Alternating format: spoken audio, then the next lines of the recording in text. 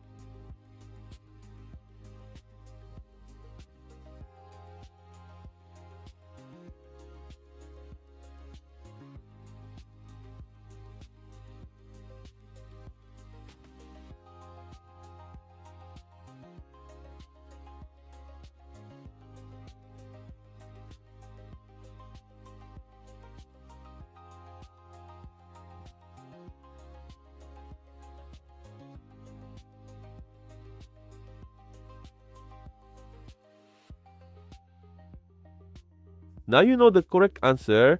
If you got it right, comment below. If you got it wrong, don't worry. This type of expression tricks many people. Leave your like and subscribe to the channel and follow the upcoming challenges. See you in the next video.